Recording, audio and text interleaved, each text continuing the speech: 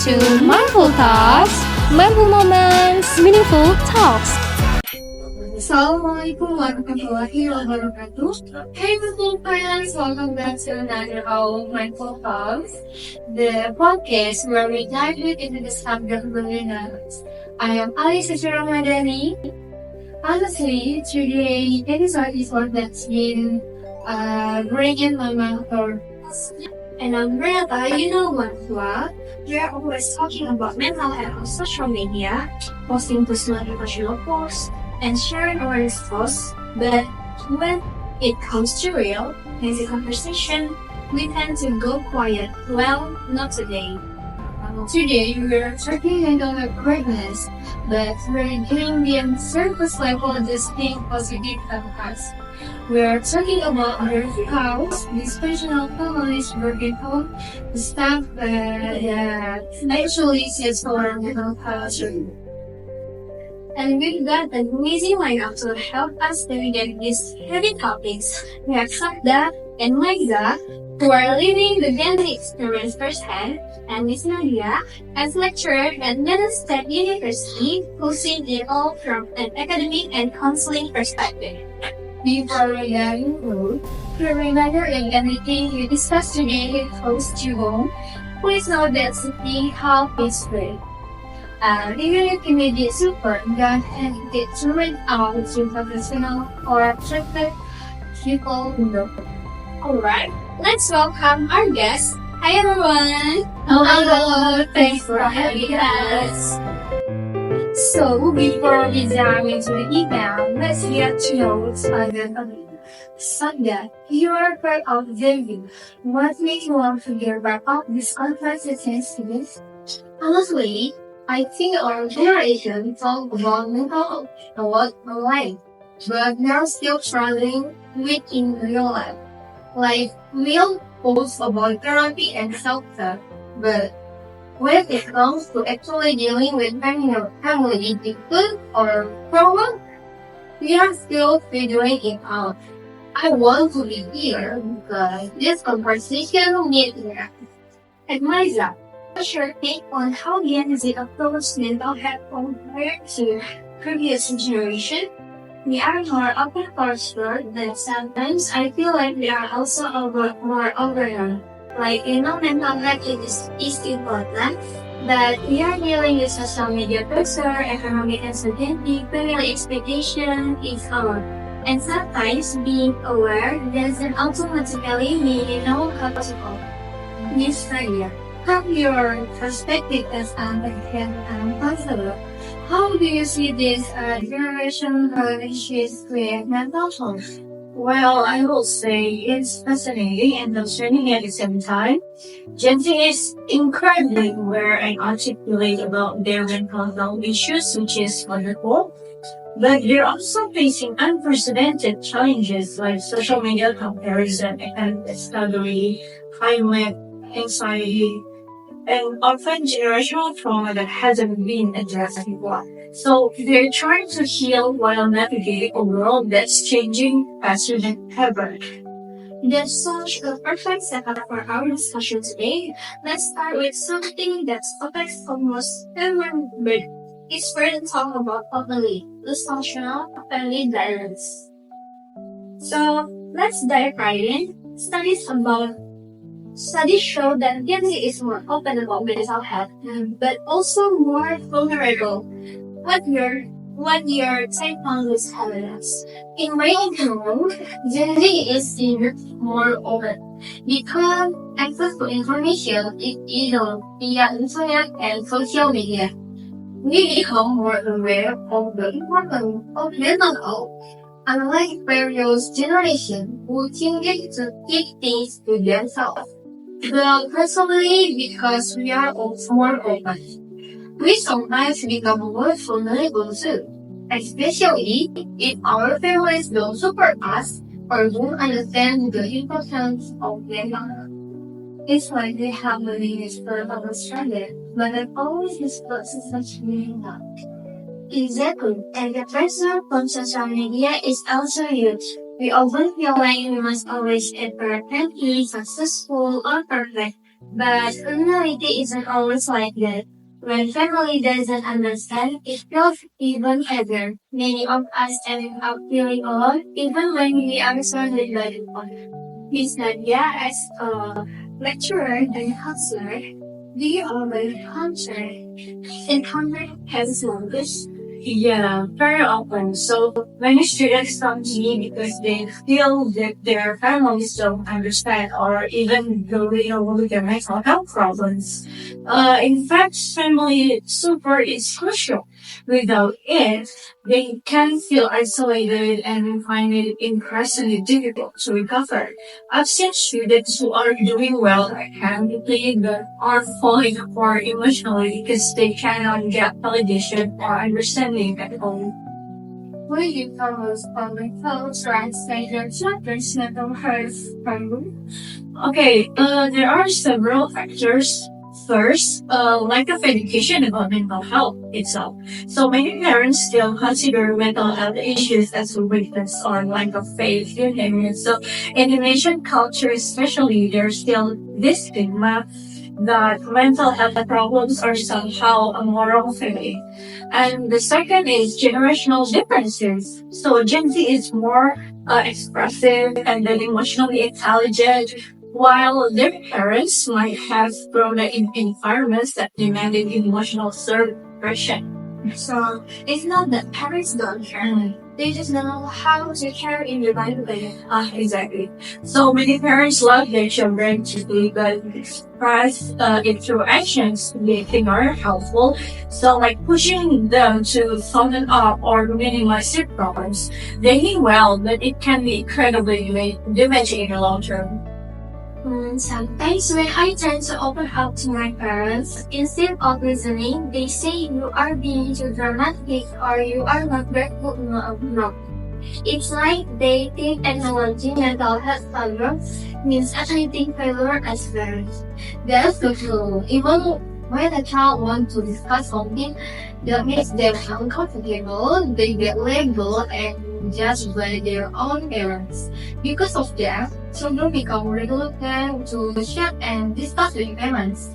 And the impact is the children bury their emotions alone, and that is extremely dangerous.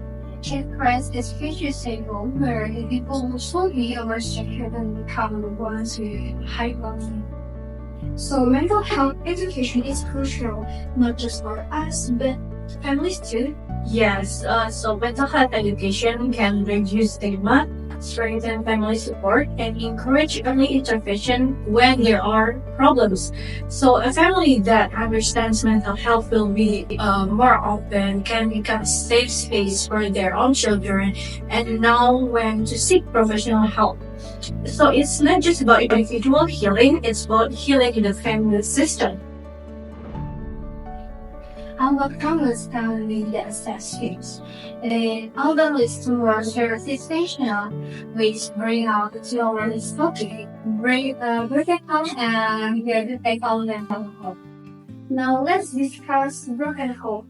Maybe we should start with understanding what broken home actually means.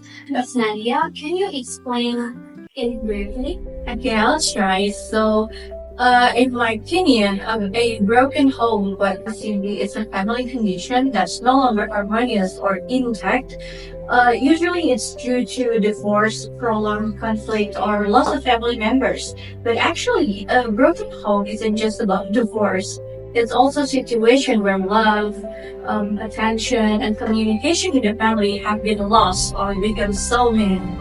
So you can have married parents living under the same roof and still have a broken homes. So if there's no emotional connection, what's happening anyhow? This is starting for training stations. So what are the how the families to become broken homes? Such as what's your point? Based on my observation, divorce is absolutely a major reason. But behind that are other factors like violence, immaturity, being selfish and egocentric, making it difficult to compromise and understanding each other. I hear from the podcast with Marcel Wise, and she said that children don't necessarily feel broken because their parents divorced. Well, because the parents disrespect and hate each other in form of children. That's what destroys children's life. Well, that's profound. It's not the structure that breeds children, it's the toxicity.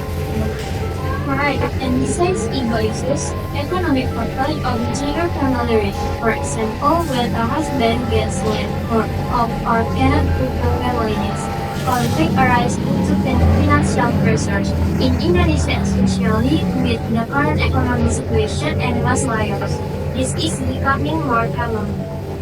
So, economic stresses separate individual with his family. Yep. And apart from that, there's the factor of blocked communication. So it is the condition when spouses or parents cannot open up to each other and solve problems well. So the conflicts drag on throughout time and finally trigger separation at some point.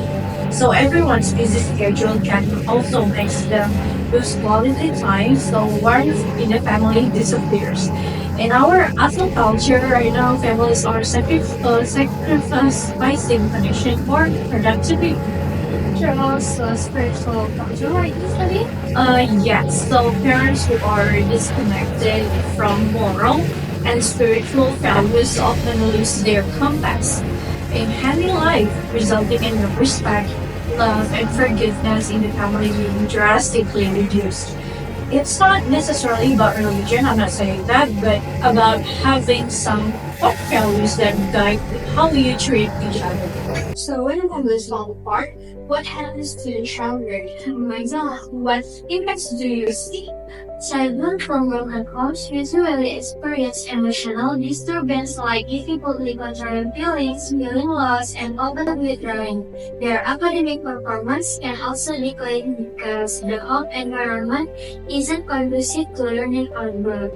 I have seen friends who used to be top students suddenly struggling because their home life became broken. Additionally, they are also vulnerable to become hating or bullying because they are considered different or have difficulty socializing. This hurts their feelings and further worsens their mental health. There's this stereotype that kids from broken homes are problem children, which is so unfair. So the psychological impact can be in the form of what I call triple break. Broken home, broken integrity, and broken relationships. Triple kill. So this means that they have difficulty building trust and healthy relationships in the future. They might struggle with attachment, fear of abandonment, and with the unhealthy patterns they learned at home. Is for critics, so not having them to prevent romantic house or advice reduce the impact. Yeah, it's important to repair communication in practice, reduce ego, and try to understand each other. It's an important one. So parents need education about parenting and emotional management, while the time and attention to each other is also crucial. So sometimes it's about having regular family checks in, like how are you, or so on, putting phones away from me during meals, or just creating rituals that prioritize connection. If economy is the problem, it's better for families to look for a solution together. Maybe with financial counseling or social support. The key is facing it as a team, not letting money issues turn family members against each other. And do not forget, spiritual involvement or moral values can be a strong foundation in facing conflicts, whether it's religion, philosophy, or just shared principles about how to treat each other with respect. But sometimes, even when families stay together, there can be serious abuse happening behind closed doors. Let's talk about abusing parents and the cycle of violence. Now, let's get to another serious mental health issues abusing parents. Nadia, can you explain the cycle of violence and all that happens in families with abusing parents? Certainly, yes. So the cycle of violence was first described by Lenore Walker in 1979. This cycle consists of three main phases. First, is the tension building phase, where tension starts to increase. The corporate traders begin showing aggressive behavior like threats, shouting, or minor violence. The second is the explosion phase, so where pent-up tension explodes into physical, verbal, or even severe psychological violence. The third is the honeymoon phase. So after violence, the perpetrator usually apologize, shows remorse, and promises not to repeat it. However, this cycle usually repeats and often becomes more severe over time. It's like a twisted engine roller coaster that the victim can get up on. Sandra, as a young person, how do you see this effect of this violence cycle on children's mental health in such environment? The impact is devastating. Children leaders or experience violence in families often suffer deep trauma. They can experience anxiety disorder, depression, even post-traumatic stress disorder. Additionally, they are at risk of coping these violence patterns in the future. So the cycle continues to repeat. It's like they learn that this is how relationship works. So eventually, yes, get passed down through generation. I agree. These children often feel unsafe and low self-confidence. They also have difficulty building healthier relationships because of the trauma they have experienced since early childhood. Some talk overly aggressive, others become extremely passive. Both are trauma response. Lisa here, why is this cycle violence so big of Yeah, first, the victims of the cycle of violence often feel scared and they think they're trapped in the relationship due to the threats and intimidation. So that's the first. In Indonesian culture, there's also shame around airing dirty laundry or admitting family problems. The second one is the people who are doing that often use the honeymoon phase, to manipulate victims into staying. And the lack of education and support from the surrounding environment makes it more difficult for students to seek for help. So many people don't even realize they're in abusive situation because it's been normalized. That normalization is so dangerous. What can be done to break the cycle, especially for children who are victims? Yeah.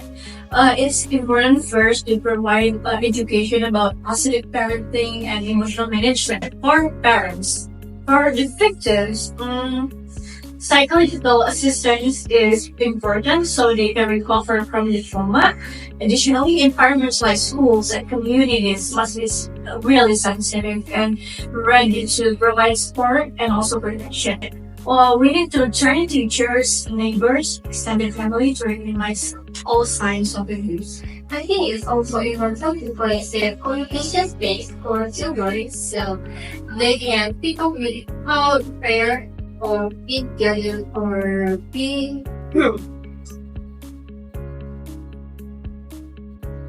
I think it's also important to create safe communication space for children so it can pick up without fear of being judged or hopefully. And do not forget, awareness campaign about domestic violence must continue to be encouraged so the public understands when better and can explain. Sometimes one parent, adult romantics, and interference can set a child's life. There's also this online forums so other than learning school. That's where we call the economic another mental health challenge.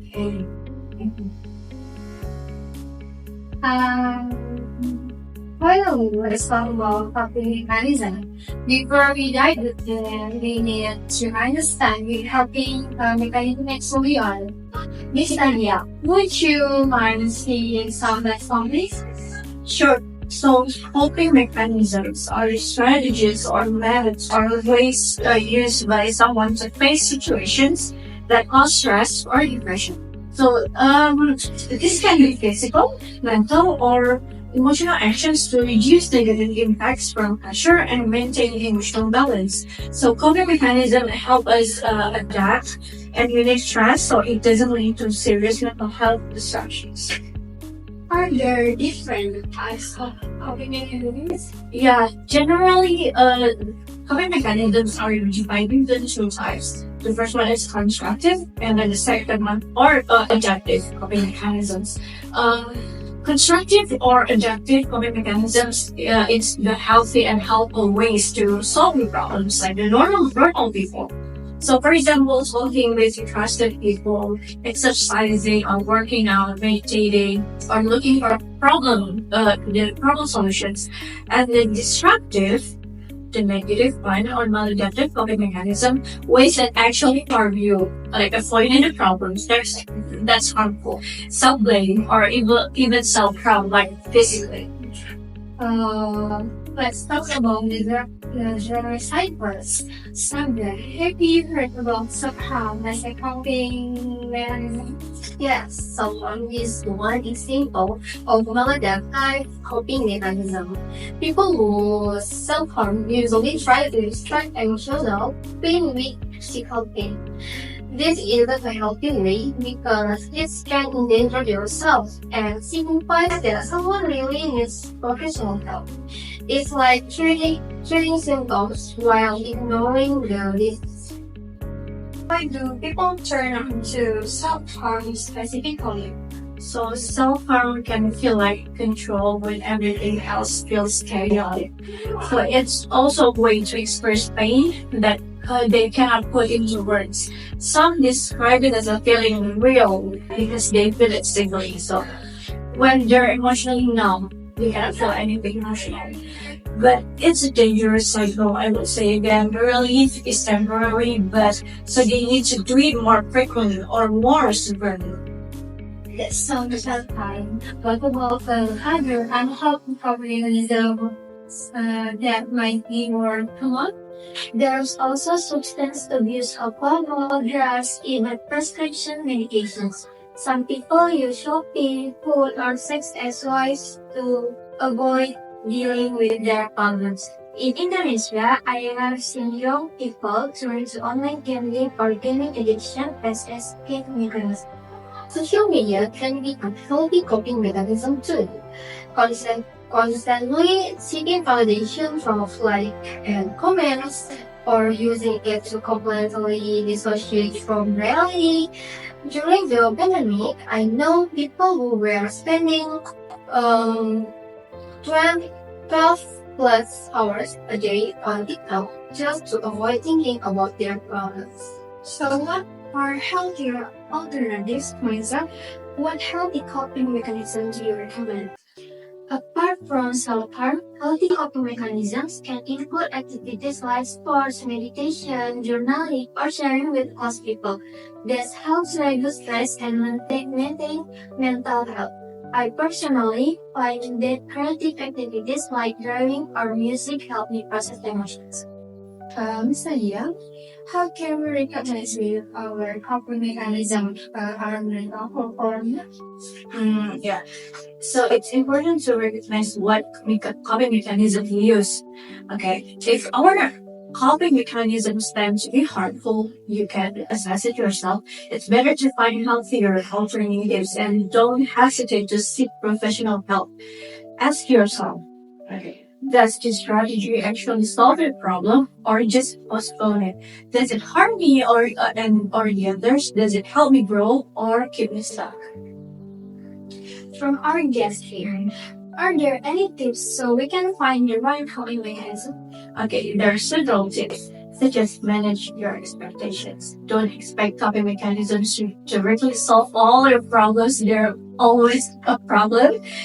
So, stay accountable to the situation at hand. Don't keep avoiding it. Don't avoid the problems. Build a toolkit of different strategies because what works in one situation might not work in the other.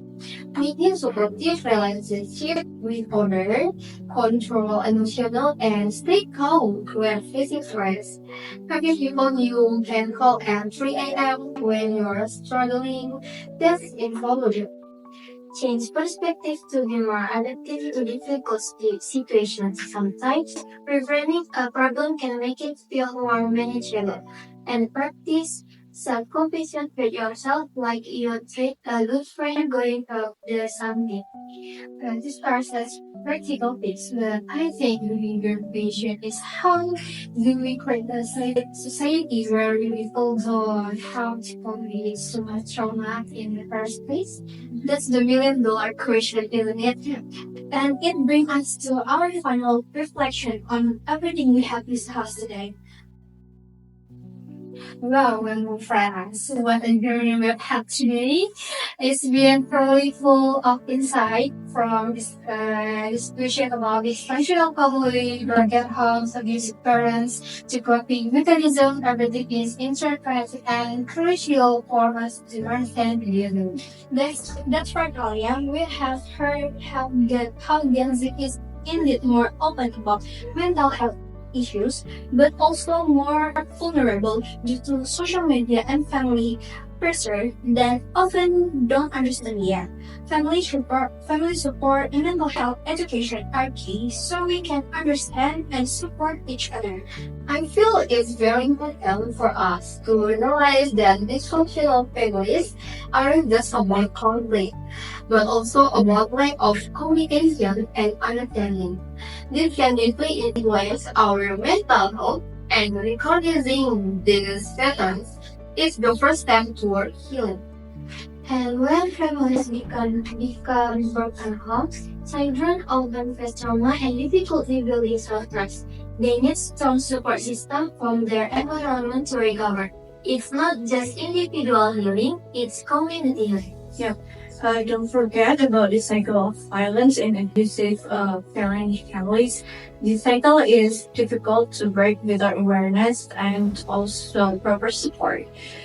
Trauma from violence can have long-term impacts if not handled seriously, but with the right intervention, cycles can be broken. Beside the steps, we explore and cerebral living in the cerebral member. Long-term impact can be very many areas to make victim even more heedless. The role of teacher and parent is vital in prediction and supervision relevance. And finally, the coping mechanism were used greatly determine how we face life pressures. Self-harm is like, for example, is a sign that someone needs more help and support. We need to learn to recognize healthy coping strategies and seek help when needed. I think all this topic remain us that mental health is complex and needs attention from various sides, family, school, friends, and society. It's not something we can fix individually. That's right, and mental health education must continue to be encouraged so stigma can disappear and we can all be more open and mutual support. Change start with conversations like this one. Okay, so remember, my fellow friends, there's nothing wrong with asking for help. Mental health is our right, and we deserve support. Whether it's from family or friends here or professionals, healing is possible, and you're not alone in this journey. Thank you so much for Miss Nadia and Liza for sharing so much knowledge and experience today. You've given us tools to better understand ourselves and one another. Thank you also to everyone who listened. We hope this podcast can be a small step toward increasing awareness and concern for mental health. Remember, seeking help is brave, not weak. Until we meet in the next episode, take care of your mental health and hesitate to support each other in a world that can be harassed. Just to be kind, be positive, be mindful. See you next time!